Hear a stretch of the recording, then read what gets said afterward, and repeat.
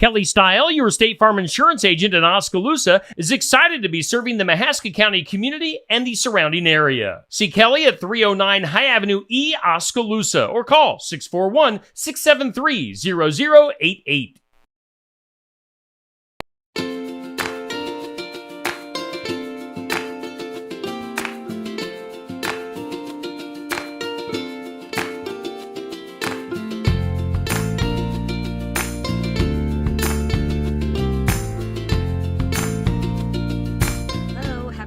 Friends, welcome to the library with Miss Amanda. Glad to have you back this week here on Steve Shetler Media. Our question last week was about Easter, so hopefully you guys had a great weekend and lots of fun. I know we did a lot of things this weekend. I think my daughter ended up doing like 5 different Easter egg hunts, which is crazy. She was kind of over it by the end of it, but she had fun. We did the giant one out at the expo. Thank you to everybody who put that on. That was incredible. That was really great. They did, I think Holly said they did 5,200 eggs for all the kids. And the expo put on breakfast, which was delicious. They had the Easter bunny, which was great. Just a really fun event that we went to this weekend. So my question last week was, according to the Guinness World Records, what is the highest number of eggs ever hunted in a single Easter egg hunt? So according to Guinness World Records, and this is officially on record by their judges or whatever they're called, the largest Easter egg hunt consisted of 501,000 eggs, and that was a lot. The one at the expo, I bet there was a couple hundred people there. At this one, 501,000 eggs were searched for by 9,753 children. And this wasn't in, I was thinking it'd be like the White House. This was actually in Winter Haven, Florida, at their adventure park. So good for them. That's a big commitment. This week's question, with the cold, nasty weather we've been getting, I thought it would be fun to see what the answer was to this one. So I didn't know this one before. I actually had to look it up. The coldest temperature. What is the coldest temperature on record in Iowa? Like ever on record. I'll give you the answer to that at the end of our segment. There's actually a tie for the coldest day. So we'll get to that at the end. My books you don't want to miss. So I thought with all the crappy weather out, I would do one that maybe would inspire some nice weather. This is Nora Roberts' Sunshine Season. And this is one that's new to us that we just got in. It's not newly published, but it's new to our library. And it actually has 2 books in it. Temptation and The Best Mistake. So Temptation is a carefree socialite, Eden Carlbo. I'm not sure how to say that last name, so you guys tell me if you read this. Carefree socialite Eden was used to breezing through her life of luxury, but her father suddenly passed away, leaving none of his fortune behind. Eden forced herself to grow up and become practical. Step 1 was accepting a job at Camp Liberty, a summer camp for girls. Even a year after her world fell apart, Eden is still grappling with her new responsibilities, especially keeping the campers out of their neighbor's apple orchard. Chase Elliott is overbearing and very strict about trespassers. Eden is more than happy to stay out of his way, but soon finds Chase bumping into her every chance he gets. Eden's past relationship proved to be a sham, so she consistently brushes off Chase, but sometimes temptation is too hard to resist. And this actually has 2 books in it, so the second one is called The Best Mistake. Ex-model Zoe is now a hardworking single mom, and she wouldn't have it any other way.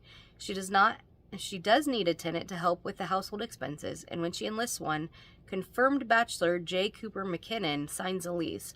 Handsome as he is, Zoe is too busy for romance, and even if she wasn't, Coop is not the type of man that she had in mind. A sports reporter who admits that he doesn't understand kids. Coop wasn't planning on settling down anyway, and certainly didn't sign up to be a father. And the more time he spends getting to know Zoe and her son Keenan, the more he can picture their future as a family. If only he can convince Zoe he's finally ready to commit. So that's 2 novels. This is called Sunshine Season by Nora Roberts. My second book, everybody has been talking about like Instant Pots and their air fryers and all the fun kitchen gadgets that they have been getting. I actually saw somewhere the other day that the air fryer is like the adult version of an easy bake oven, which I thought was hilarious because yeah, pretty much. So I thought it'd be fun to do an air fryer book. This is Delish Party in an Air Fryer, and it is 75 plus super fun stress-free recipes. So this picture on the front is Tex-Mex sweet potato fries, and I don't particularly like sweet potato fries, but I know there's a ton of people out there who do. So this says, you won't believe all the things you can make in your air fryer. Find recipes for game day apps, holiday-worthy meals, weeknight dinners, indulgent desserts, and more.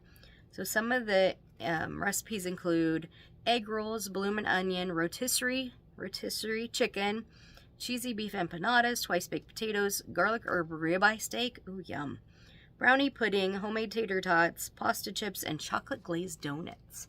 So that's Delish Party in an Air Fryer. And I love these Delish books because they actually have pictures of the recipes in there, so you don't have to kind of guess what it's supposed to look like. They show you exactly what it's supposed to look like. Oh my gosh. Cinnamon rolls. I could go for a cinnamon roll right now. So that's Delish Party in an Air Fryer. Our upcoming events at the library. Toddler Story Time will be next Monday the 8th, and we're going to be talking about ice cream and making a super fun, fluffy ice cream craft. We're going to be using shaving cream, so that should be exciting. Book Club will be April 20th, and I featured that book a couple of weeks ago on my segment. It's called American Dirt. April 20th at 10 a.m. if you want to join that book club. If you'd like to read the book, you still have a few weeks. Come to the library. We have lots of copies here available. Cook the Book will be next Monday the 8th at 6 p.m. Our book is up at the front desk. You still have time to pick a recipe if you would like. Our book this month is called What Can I Bring? It's all about things you can take to potlucks and parties and stuff like that. Our after-school programs for April. These will be the last after-school programs for the school year. And then we take the month of May off to get ready for all of our summer events. I actually just finalized our summer calendar, and I'm super pumped. We are going to be partnering with the Expo in July for our bigger performers. So every day from Sunday through Friday of the Expo, we will be presenting an entertainment act out there. We have some comedians, some magicians, we have some life-size dinosaurs again, lots of good stuff. Laura Ernst was on America's Got Talent, and she's coming out. Like, so cool, guys. Make sure you keep your eyes peeled for that, and I'll have our summer sign up and stuff up probably towards the end of April, beginning of May, so keep your eyes open for that. Freezer meals. After school programs are the 16th, 17th, and 18th. Freezer meals this month will be, the pickups will be the April 23rd and 24th. If you'd like to sign up for that, those April and May's menus are on our Facebook page. We do a full set of meals, which is 8 meals that feed 4 people each, or you can get a half. We started doing halves a while back, and they've been super popular. You can get all of the 8 meals of the month that feed 2. And what my husband and I have found out is that usually him, myself, and my daughter can eat, and then there's enough left over and a half for us to take, one of us to take lunch the next day. So it feeds 2, usually more. The full-size ones feed 4, usually more.